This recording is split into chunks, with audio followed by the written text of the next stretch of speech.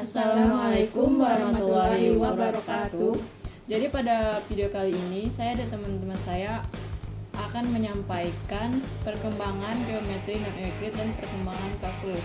Dosen pengampun Hartini, SPD, PD, anggota kelompok Delvino Rizka Fibriana, Eka Sriwahyuni, Mas Diana. Latar belakang geometri. Geometri yang pertama-tama muncul sebagai suatu sistem deduktif adalah geometri dari Euclid. Dalam buku yang pertama, Euclid menjelaskan mengenai definisi, postulat, aksioma, dan dalil. Namun, geometri Euclid ini memiliki kelemahan. Salah satu kelemahannya ada pada postulat kelima dari Euclid 2 yang terkenal dengan postulat paralel atau postulat kesejajaran yang terlalu panjang sehingga merisaukan para matematikawan.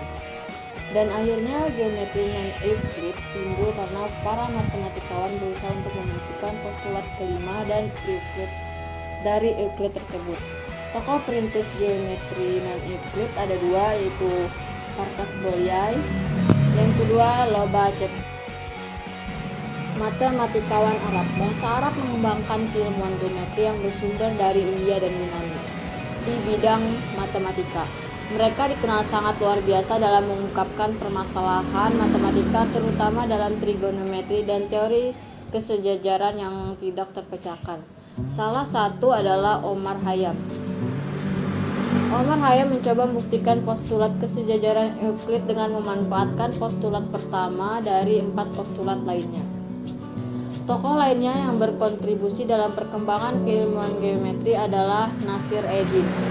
Salah satu hipotesisnya yang berkenaan dengan postulat kelima Euclid menyimpulkan bahwa jumlah dari sudut suatu segitiga sama dengan 2 kali sudut siku.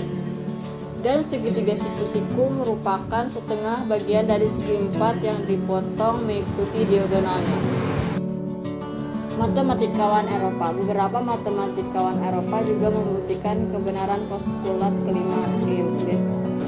Di antaranya John Wallis, John Playfair, Adrien Marie Legendre.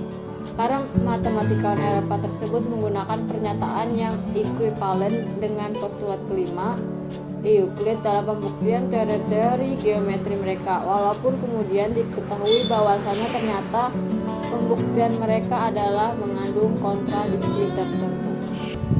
Kelahiran geometri non-Euclid.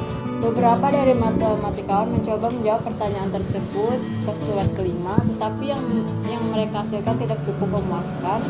Namun beberapa di antaranya berhasil membuat kemajuan. Di antaranya Ferdinand Kruskal. Dia membagi keilmuan geometri dalam 2 kutub, yaitu geometri Euclid dan geometri yang menolak kebenaran postulat kelima Euclid, yaitu geometri non-Euclid.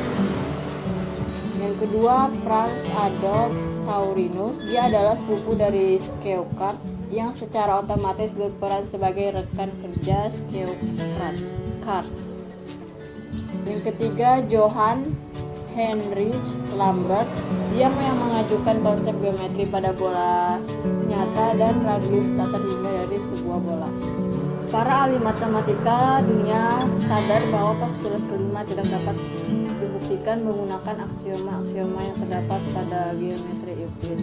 Namun ternyata 3 matematikawan berhasil menemukan solusi dari perdebatan mengenai postulat kelima, yaitu pertama Carl Friedrich Gauss, yang kedua Nikolai Ivanovich Lobachevsky, yang ketiga Janos Bolyai.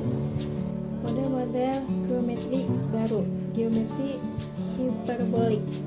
Model untuk geometri hiperbolik dijawab oleh Eugenio Beltrami pada tahun 1868 yang pertama kali menunjukkan bahwa permukaan yang disebut pseudosphere memiliki sesuai kelengkungan untuk model sebagian dari ruang hiperbolik, dan dalam makalah kedua di tahun yang sama mendefinisikan kode Klein yang model keseluruhan dari ruang hiperbolik dan digunakan untuk menunjukkan bahwa geometri Euclid dan geometri hiperbolik adalah Euclid konsisten, sehingga geometri hiperbolik adalah logis konsisten.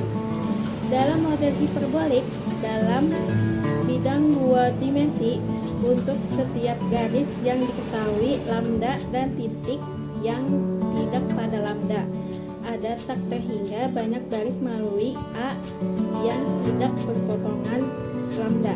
Dalam model ini, konsep-konsep non-Euclidean geometri sedang diwakili oleh objek Euclidean. Dalam pengaturan Euclidean ini memperkenalkan sebuah distori persetual di mana garis-garis lurus dari geometri non-Euclidean yang diwakili oleh kurupan Euclidean yang secara visual membungkuk. Ini luntur bukan memiliki non-Euclidean baris, hanya kecerdasan dari cara memiliki diwakili. Yang kedua, geometri eliptik. Geometri eliptik pertama kali dikemukakan oleh G. F. B. Bernhard Riemann.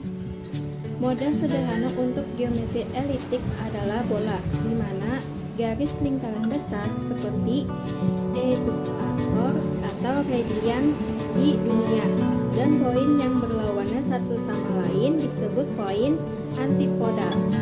Diidentifikasi dianggap sama. Ini juga salah satu model standar dari pesawat proyektif nyata. Perbedaannya adalah bahwa sebagai model geometri eliptik, metrik diperkenalkan memungkinkan pengukuran panjang dan sudut. Sedangkan pada model pesawat proyek tidak ada metrik tersebut. Dalam model terbentuk bulat panjang untuk setiap garis yang diketahui lambda dan titik A yang tidak pada lambda. Semua baris melalui A akan diperpotongan lambda. Kalkulus adalah ilmu mengenai perubahan, sebagaimana geometri adalah ilmu mengenai bentuk dan aljabar adalah ilmu mengenai pengerjaan untuk memecahkan permasalahan serta aplikasinya. Sejarah kalkulus terbagi menjadi 3 periode. Yang pertama, zaman kuno, yang kedua, abad pertengahan, dan yang ketiga, zaman modern.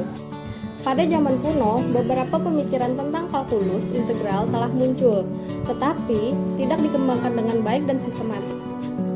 Perhitungan volume dan luas merupakan fungsi utama dari kalkulus integral. Bisa ditelusuri kembali pada papirus Moskwa, Mesir, pada tahun 1800 sebelum Masehi, di mana orang Mesir menghitung volume piramida terpancung.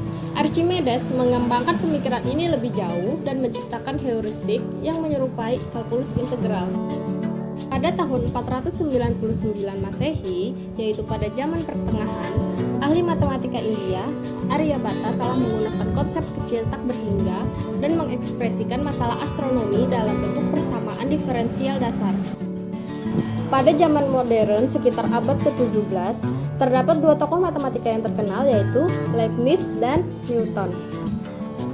Mereka telah menyumbangkan ide-ide yang hampir serupa dan menyebabkan mereka dianggap sebagai penemu kalkulus. Newton mengaplikasikan kalkulus secara umum di bidang fisika, sementara Leibniz mengembangkan notasi-notasi kalkulus yang banyak digunakan sekarang.